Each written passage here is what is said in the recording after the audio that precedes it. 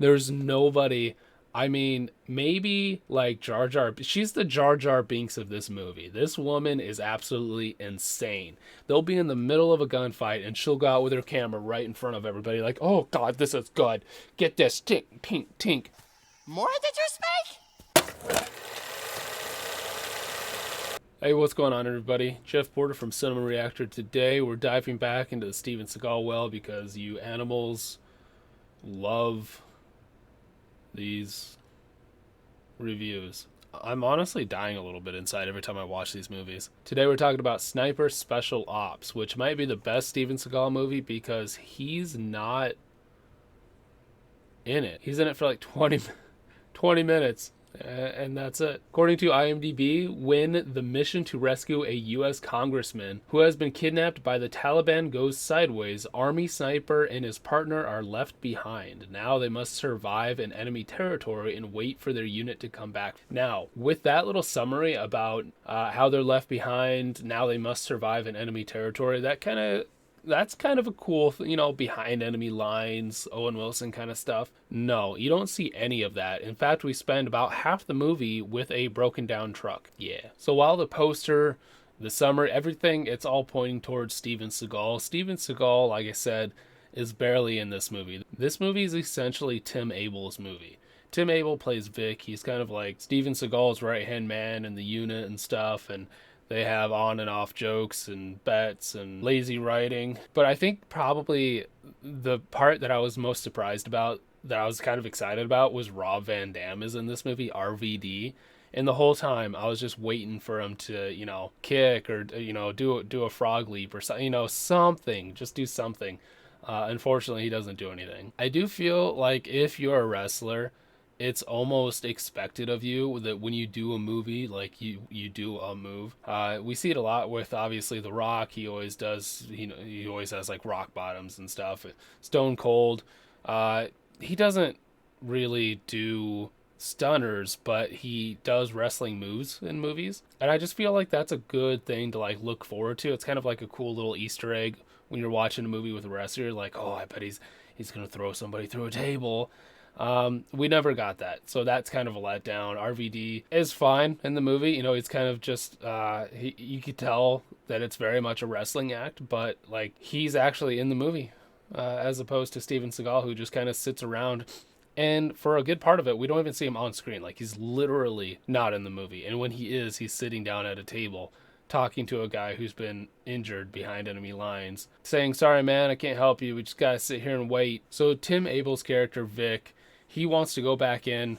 There's this mission to get the congressman. They get out, but unfortunately they lose some people, and Steven Seagal is one of the men that's left behind, so he just kind of hides out in this kind of abandoned building with his spotter who's been injured. Now, immediately when they get back to base, Vic and RVD, they want to go back. We gotta go back. We gotta get our man. But their general whatever says, no, no, no, no. We don't have the ammo or the time or the people. No, we can't do that. But you know what we can do? We can go out and get a broken down truck that has ammo on it. So let's do that. This is a majority of the movie. A movie called Sniper Special Ops, a majority of it is fixing a truck. There's a broken down truck. We find this woman with a baby who they are trying to protect for some reason. We're not really sure. We find out that she's actually like the terrorist's daughter-in-law, and that's his firstborn grandson. And so after there's like this attack on the broken down truck, the bad guys see this girl, and they're like, "Oh no!" And then they just fucking run like cockroaches in light because they don't want to shoot her on accident or the baby or whatever, and then that would just be the end of the movie. So while RVD and Vic are out on this mission, after they get the truck up and running, they're like, "Oh hey, we could use this to go get Steven Seagal. We could use her as like a meat shield." Yeah, basically, that's what she is, and so that's what they do. They use her to go back into this terrorist city to rescue Steven Seagal and the spotter, and they just kind of push her out ahead, and they're like, "Look, you can't shoot us. Look, look, look." Vic tries to make a deal with the terrorist leader. He's like, "Look, man, I got your grandson, daughter-in-law right here. Let's make a little swapsies." Of course, terrorists gonna do terrorist stuff, and he's like, no. So there's a shootout. Steven Seagal, he's up on the roof, and he gets a couple shots in. And that's the end of the movie. Of course, it's all the little things throughout the movie that make this so great. For a film called, I'm going to say it again, Sniper, Special Ops, Sniper, there's about 4 minutes of sniping from Steven Seagal in the beginning of the film. And he's, like, is he, just look at this.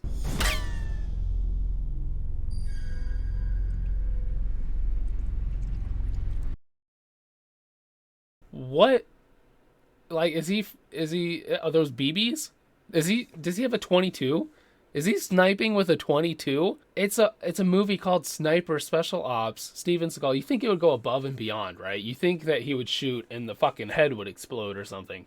Like, kind of get into that fantasy film setting where it's just like larger than life shit's gonna happen. It's a movie, and we don't get that at all. In fact, it's just like it's a little. He's shooting a 22. I don't understand, but that's the whole sniping. Like, I could probably show it uncut, the whole sniping session in the film, and then we get this little mini storyline with a rabbit's foot. One of the guys, Marcus, has a rabbit's foot. He ends up getting his eyes pretty messed up, but he survives. And so he gives the rabbit's foot to Vic, and he's like, you might hit it more than me. Funny enough, in that scene with the terrorist at the end, the terrorist yoinks off the rabbit's foot, and he's like, oh, yeah, an animal foot, how strange. And it's so cringy. Some of my favorite moments come, though, when Steven Seagal is not sitting down, and he's actually moving through the corridors of this city, and the way he handles his weapon. The weapon handling throughout this film is mostly terrible. There are some good scenes with like RVD where they're showing some trigger discipline and they're actually holding it correctly.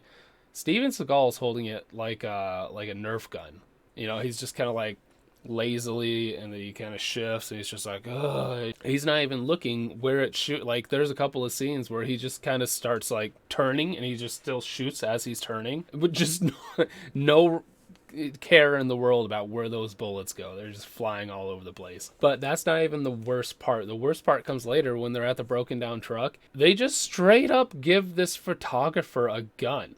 There's this whole storyline about this photographer whose uncle is like a general or something, and so she gets to go into enemy territory and take pictures, and she's the most annoying person in cinema history. I think there's nobody. I mean, maybe like Jar Jar. She's the Jar Jar Binks of this movie. This woman is absolutely insane. They'll be in the middle of a gunfight, and she'll go out with her camera right in front of everybody, like, "Oh God, this is good. Get this, tink, tink, tink." More did you speak? RVD and Vic kind of like keep grabbing her, like, "Get the fuck back." She's odd. It's just the worst. And in a Steven Seagal movie, I did not think there could be a character worse than Steven Seagal, but I'll tell you what, she takes the fucking cake. She is the most annoying person I think I've ever seen in a movie. But she just says, yeah, I feel kind of naked out here. You want to share some guns? And they just straight up give her a gun. And she says she's an excellent marksman.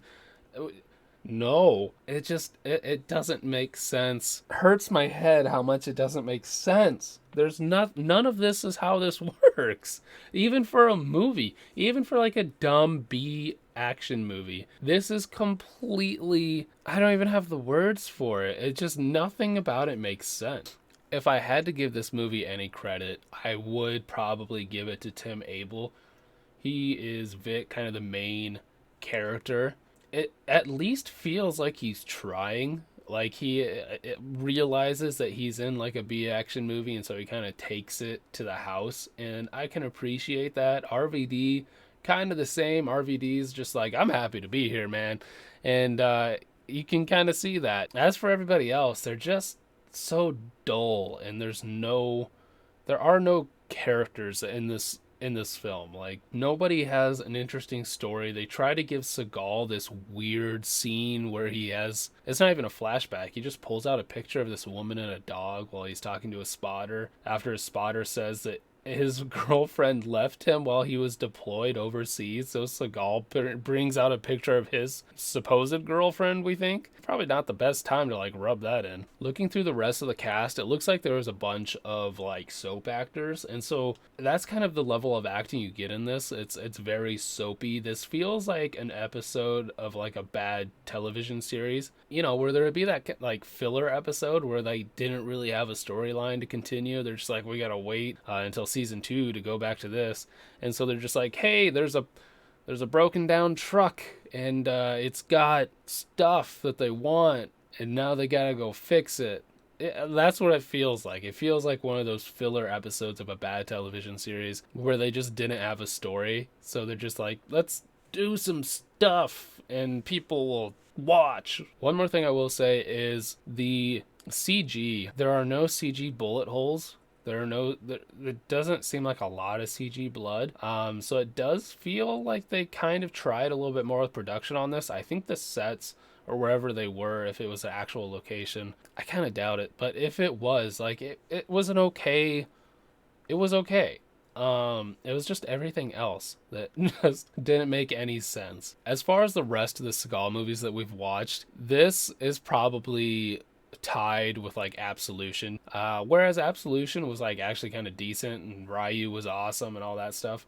This is good just because Seagal's not in it. So yeah, I would not recommend watching this unless you want to watch an hour and a half of RVD and Jar Jar Binks, which if you're in for, give it a watch. I watched it on Tubi, of course, absolutely free. You can head over there, check it out if you so dare. Thanks for making me watch Steven Seagal movies. I'll see you guys again on Friday.